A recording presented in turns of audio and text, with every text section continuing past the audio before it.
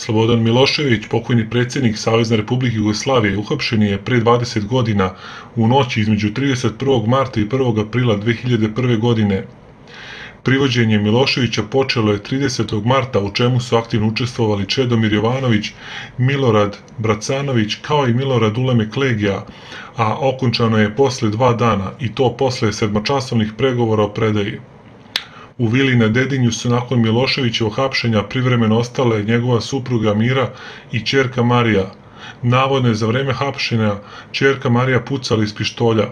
Čedomir Jovanović ispričao da se ispred vile Mir, gde je bio Milošević s porodicom, okupio veliki broj njegovih pristalica, a da je posljednje što je bivši predsjednik uradio pre nego što su mu stavljene lisice na ruke, bilo da opere kosu svojoj ćerki Mariji iznad lavaboa.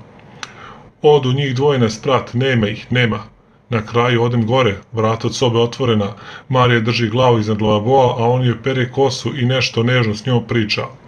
Ja sa strane stojim, on me pogleda i kaže: evo, brzo ću.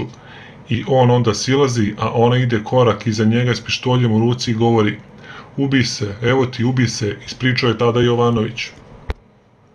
U jednom od retkih intervjua koji je dala ćerka Slobodana Miloševića, koji sada kruži internetom, Marija Milošević je otkrila šta se dešavalo one noći kada su došli u vilu Mir da hapse Miloševića, zbog čega se učlanila u SRS i da li bi se ikada vratila u Beograd.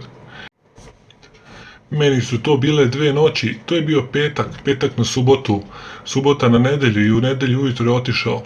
Otišao jer da ako ne ode sa njima u zatvor, da će pobiti sve ljude koji su u kući, a u kući je bilo 30 i nešto ljudi. Tu su bili mamini, tatini prijatelji, bili su i moji prijatelji. Marko nije bio tu, srećom da nije bilo to kada je bila sva ta pucnjava. Potpuno su razbili tu rezidenciju, stvarno su mogli sve da nas pobiju. Pamtit ću to do kraja života. Gore mi je to nego da sam bila na ratištu, ispričala je Marija Milošević 2007. godine u intervjuu za emisiju Alter Ego.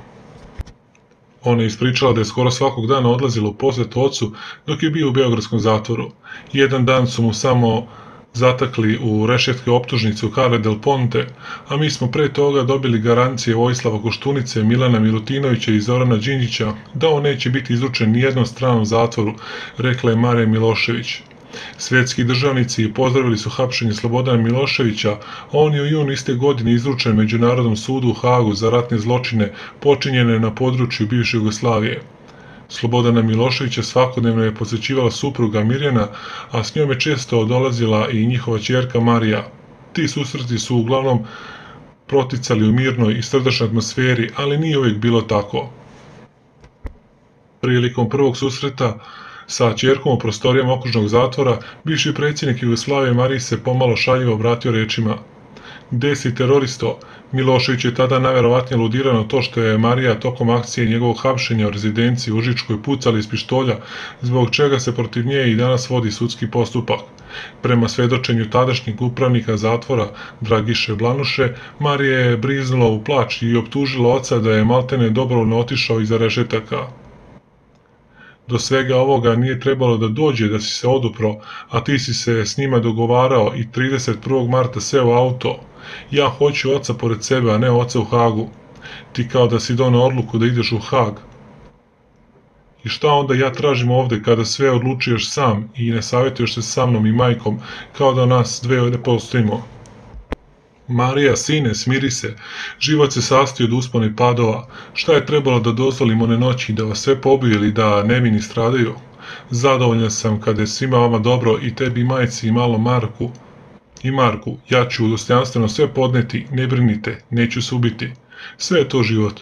Meni će uvijek biti dobro ako znam da ste vi dobro. Pokušao je tada da je uteši otac.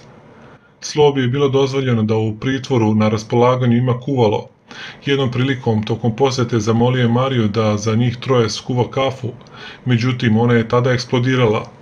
Nisam ja došla u zatvor da vam kuvam kafu i da budem kafe kuvarica. Sve me boli i bubreg i stomak i sve mi redom otkazuje, tako da neću dočekati 40 godina. Zar ne vidite da je sve otišlo u materinu? Urlala je Marija, na što je Sloba pokušao da je smiri. Marija, sine, šta to govoriš? Zašto ne odeš kod lekara i ko ti je prepisao terapiju? Tek je na te njegove reči Marija poludela. Niko, tebi očigledno dobro ovdje u zatvoru, a ovoj partizanki, pokazujući na majku, zadovoljstvo je da dolazi ovde. Ona i onako ima iskustvo u zatvorskim podsjetama iz partizanskih dana. Bilo bi krajnje vreme da prestanete da se ponašate kao da ste u partizanima i da počnete realno da razmišljate. Ja nisam u tim vašim partizanskim pričama, ne pripadam tu gde ste vi, ja sam iz neke druge priče. Ti sve radiš sam i na svoju ruku, nisi se konsultovao sa porodicom ni kada si raspisivao izbore, pa sam ja to saznala tek iz novina. E pa sada vidi, došao je smak sveta u Srbiju, sve je poplavljeno, čak i zatvori, voda je ljudima do prvog sprata. Ovde poplava, tamo zemljotres, negdje vulkani, samo se vi smejte. Ne dolazim 4 dana, a kad dođe vi mi se smete kao da sam glupi Avgust i samo se međusobno domunđavate, siktale Marija. Godine 2006. Milošević u pritvoru umro, ne dočekavši kraj sudskog procesa.